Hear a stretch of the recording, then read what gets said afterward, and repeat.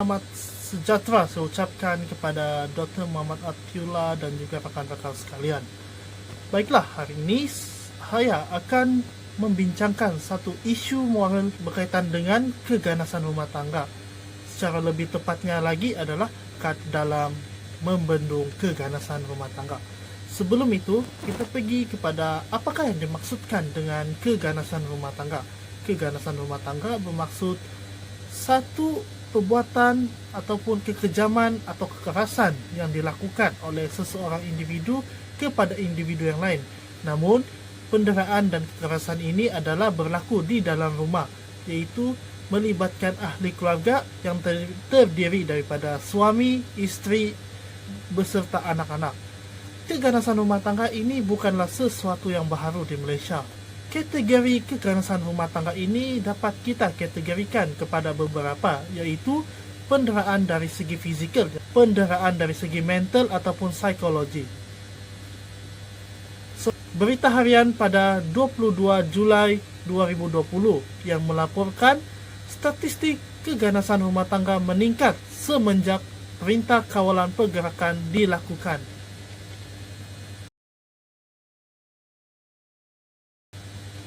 Sebagai masyarakat yang prihatin adalah menjadi tanggungjawab setiap orang untuk membantu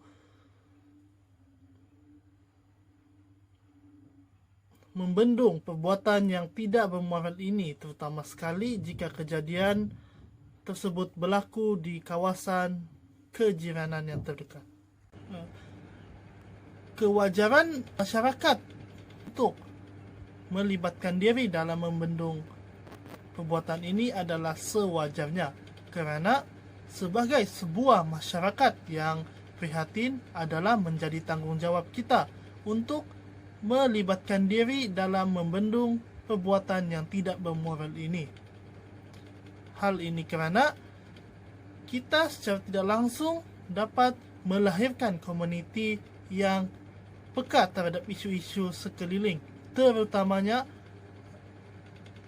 jika ia berlaku di kawasan tempat kediaman kita. Masyarakat yang prihatin bukanlah masyarakat yang menjaga tepi kain orang, namun masyarakat yang prihatin adalah masyarakat yang mengamalkan sikap kepedulian. Perbuatan ini juga dituntut di dalam setiap agama, yang mana bahawa kita perlulah sentiasa prihatin terhadap isu-isu yang berlaku di sekeliling kita. Saya mempunyai beberapa sebab mengapa benda ini adalah wajar dilakukan. Yang pertama adalah ia mampu untuk menyelamatkan orang lain ataupun mangsa tersebut. Hal ini kerana dengan kita menjadi masyarakat yang prihatin dalam membendung keganasan rumah tangga, kita mampu menyelamatkan mangsa seperti si isteri dan anak-anak daripada terus dilakukan penderaan. Mereka ini akan kurangnya trauma akibat penderaan tersebut. Kewajaran yang kedua adalah ia mampu melahirkan masyarakat yang prihatin.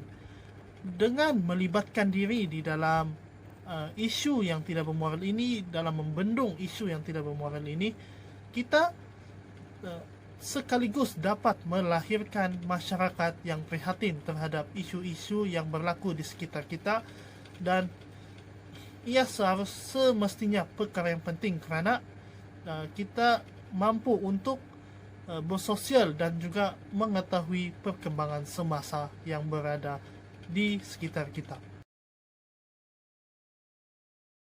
Keganasan rumah tangga merupakan satu kesalahan jenayah yang serius, dan ia juga merupakan pencabulan hak asasi wanita dan juga kanak-kanak.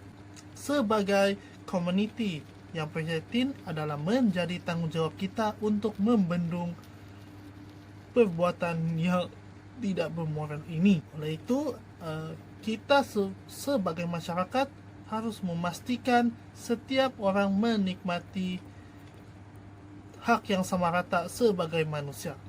Pertama adalah keganasan rumah tangga merupakan kesalahan jenayah. dan ia merupakan tanggungjawab setiap orang bagi membendung kesalahan jenayah ini. Kesalahan jenayah ini telah diperuntukkan di dalam undang-undang melalui Akta Keganasan Rumah Tangga 1994 Pindaan 2007 yang memperuntukkan hukuman yang berat kepada pesalah yang melakukannya. Undang-undang ini juga melindungi hak wanita dan kanak-kanak daripada terlibat di dalam keganasan rumah tangga. Hujah yang kedua adalah keganasan rumah tangga merupakan satu perbuatan yang bertentangan dengan norma masyarakat. Menurut satu teori moral, iaitu teori kemoralan sosial. Teori kemoralan sosial ini merupakan satu teori moral yang menjelaskan bahawa mana-mana perbuatan ataupun perlakuan yang bertentangan dengan norma masyarakat dianggap salah. Dan perkara ini dapat kita lihat, perbuatan keganasan rumah tangga ini merupakan sesuatu yang tidak biasa di dalam masyarakat dan ini merupakan satu kesalahan. Oleh demikian, masyarakat perlu terlibat dalam membendung keganasan rumah tangga ini. Hujah yang ketiga adalah penderaan ataupun keganasan rumah tangga bukan satu perkara yang dianggap sebagai normalisasi. Hal ini kerana ia melibatkan kekerasan dan kekejaman yang dilakukan seseorang kepada seseorang individu yang lain. Walaupun terdapat ajaran agama di dunia yang membolehkan seorang suami untuk bersikap tegas terhadap istrinya bagi mendapatkan penghormatan dari istrinya, namun itu tidak menjadi alasan untuk melakukan keganasan rumah tangga.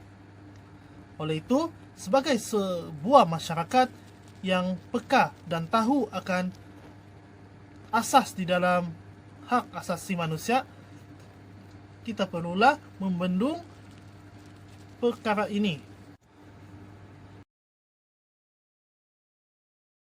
Apa yang akan berlaku sekiranya masyarakat tidak membendung ataupun melibatkan diri dalam membendung keganasan rumah tangga ini adalah, yang pertama, ia mampu meninggalkan kesan yang negatif terhadap institusi kekeluargaan. Mangsa akan mengalami tekanan fizikal, mental dan spiritual, iaitu sentiasa berada di dalam situasi yang tidak selamat. Bagi jangka masa yang panjang, kiranya ia dibiarkan, ia akan menjadi trauma yang berpanjangan dalam tempoh jangka masa yang panjang. Yang kedua adalah akan menimbulkan kesan yang tidak baik terhadap anak-anak. Kemungkinan si anak akan mengikuti perbuatan keluarganya, iaitu menjadi seorang yang melakukan keganasan rumah tangga pada masa hadapan kelak. Yang ketiga adalah jika penderaan rumah tangga ini berterusan, maka ia akan berakhir dengan perceraian dan juga kemerosotan kekeluargaan antara satu sama lain.